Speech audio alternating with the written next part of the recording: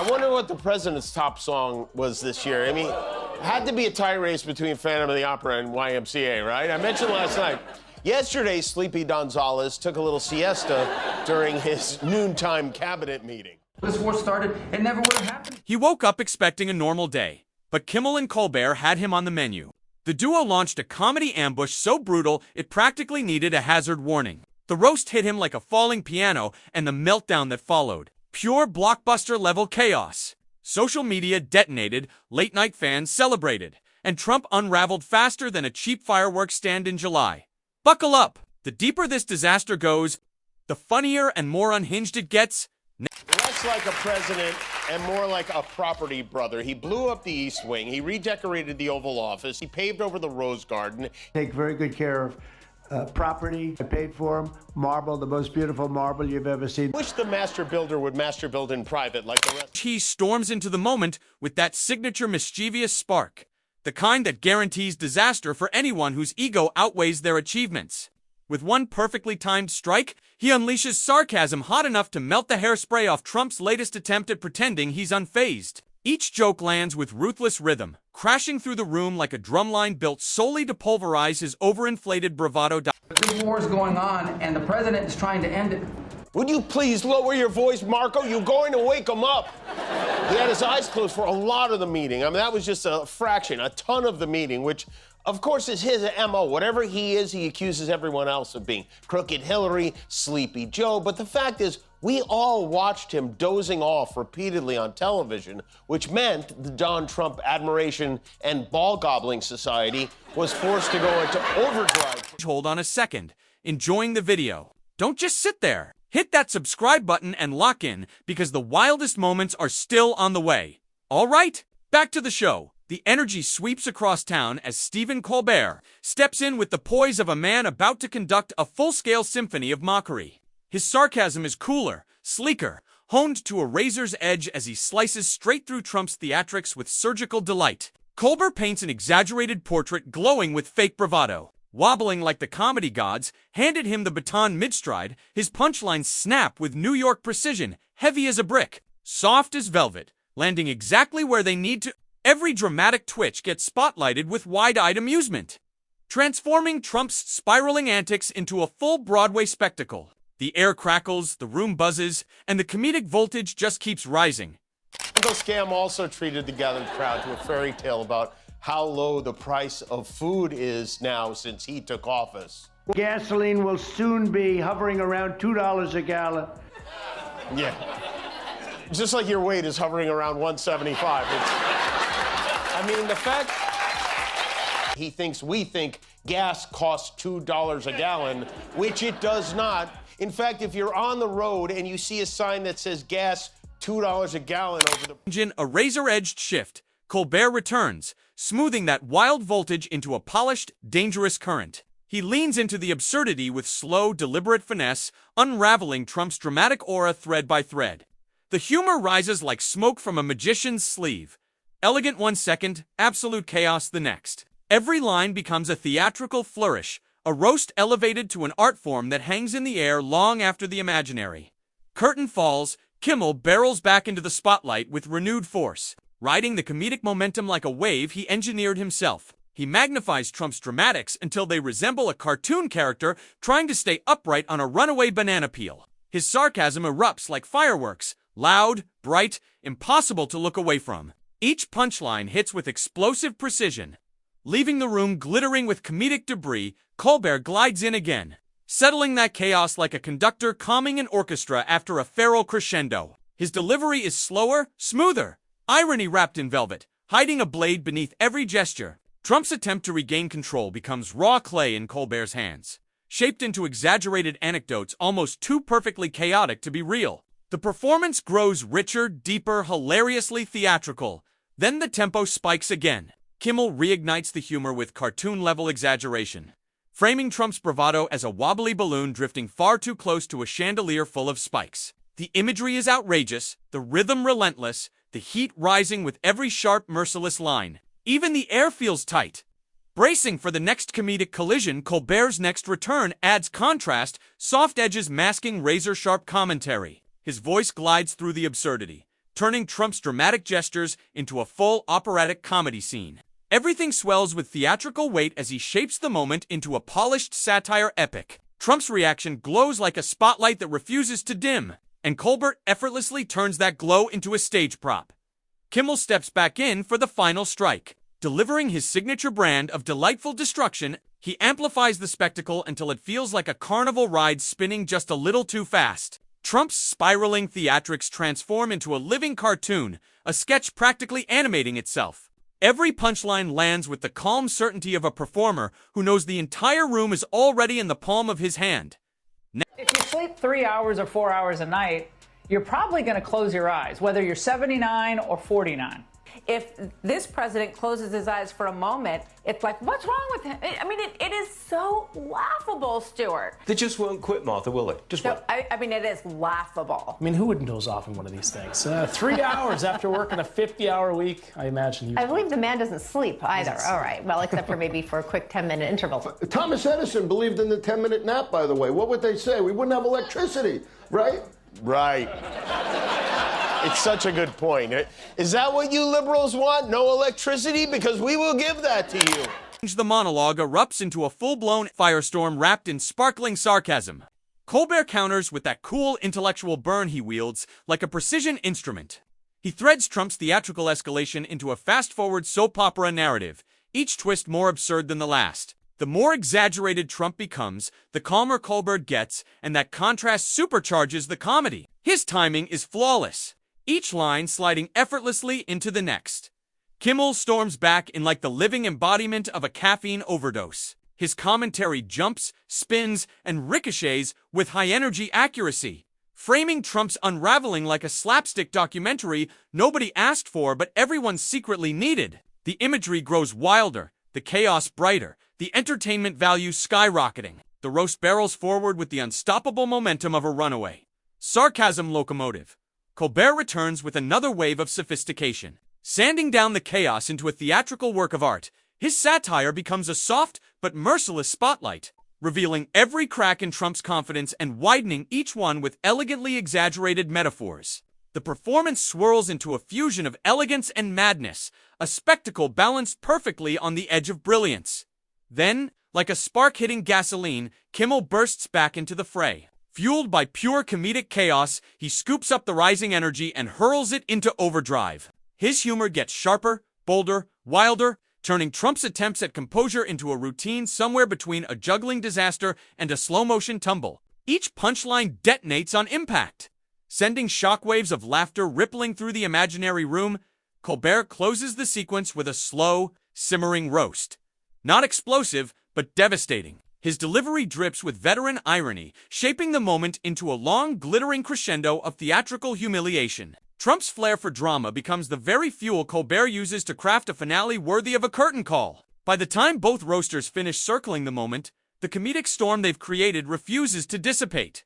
It lingers like smoke after fireworks, thick, glowing, impossible to ignore.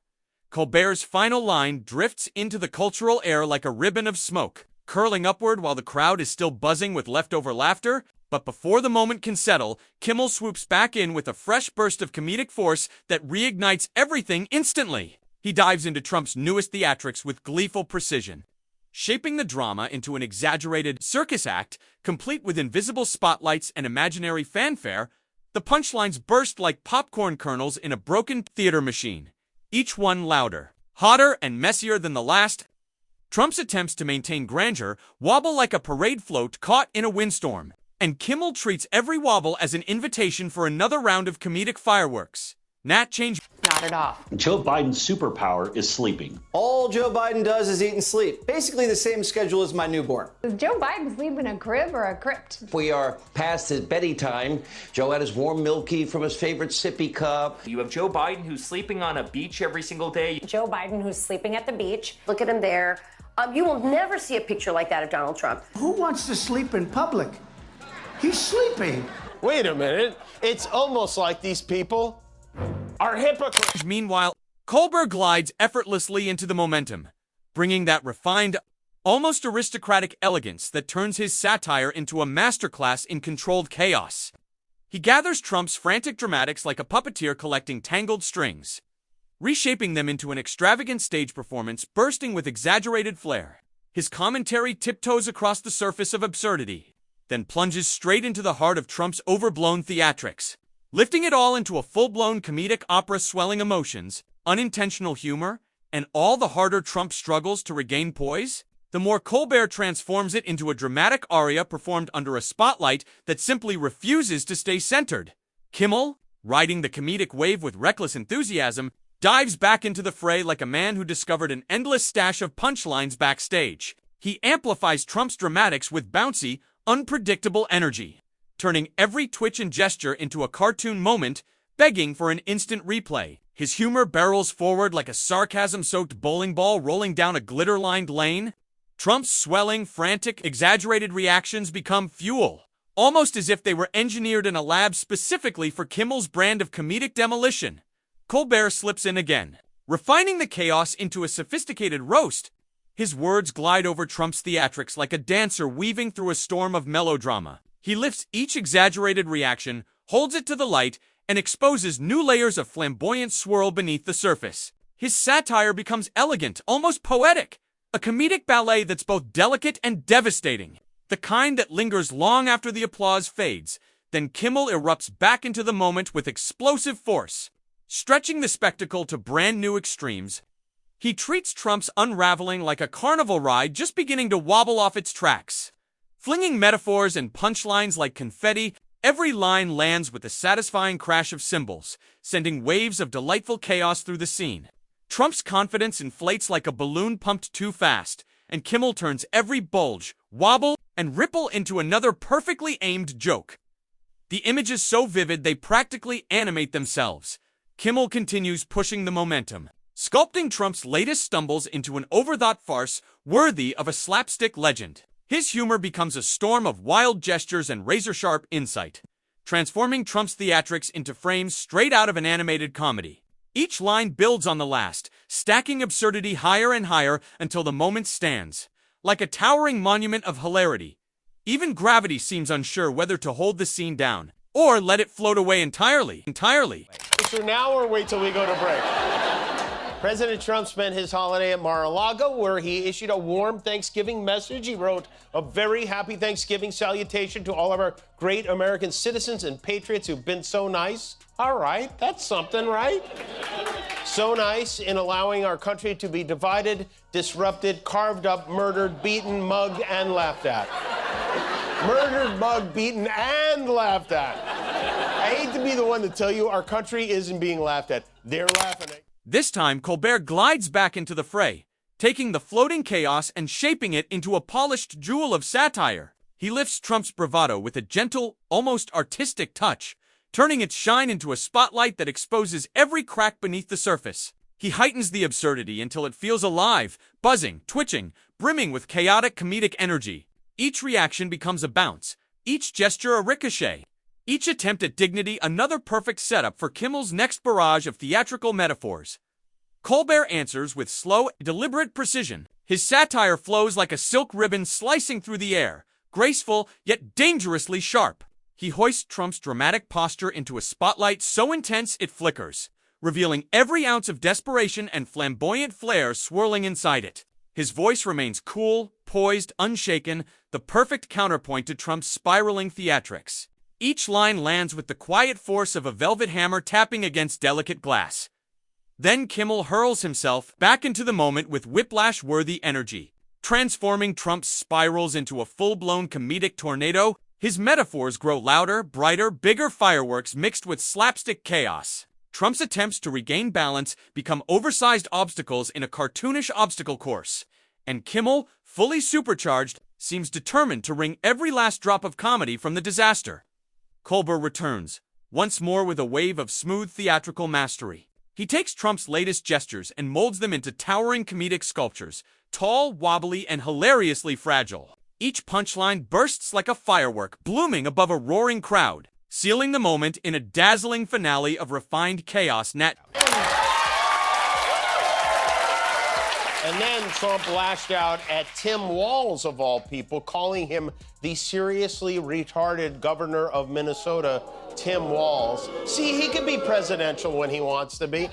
I I wonder why he didn't get that Nobel Peace Prize. It makes no sense. Trump posted that little blessing on Thanksgiving. It caused quite an uproar, even among a handful of Republicans. And I think he might have been feeling a little bad about it when asked to explain on board Air Force One. That same post you mentioned. At this point, Colbert delivers one final wave of controlled, elegant roasting that settles over the scene like a velvet curtain. His satire flows with the smoothness of a grand piano melody in a dimly lit theater, each note layered with irony, poise, and theatrical charm. Trump's dramatics swirl through the monologue like a character trapped in a classical tragedy elevated to absurd. Dazzling comedic heights by Colbert's refined artistry, the moment glows with a strange, beautiful fusion of elegance and chaos. Together, their alternating monologues form a comedic storm that refuses to dissipate. The energy loops builds and swells into a roaring crescendo of laughter, shock, and theatrical spectacle. Trump's persona spirals deeper into flamboyant meltdown mode, feeding the storm with every exaggerated reaction, and the world watches wide-eyed and riveted. Unable to look away from the hurricane of comedy swirling around him, Kimmel's thunder rolls in one last time. Electrifying the atmosphere with rapid-fire jokes and explosive imagery, the scene erupts into full-blown slapstick chaos, powered by Trump's ever-expanding theatrics. Kimmel treats the moment like a carnival ride spinning out of orbit, capturing every dramatic wobble with gleeful precision.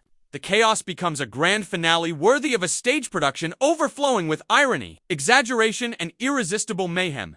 And even as the dust begins to settle, the storm doesn't fade. It lingers glowing, sparking, pulsing, as if refusing to release its hold on the moment.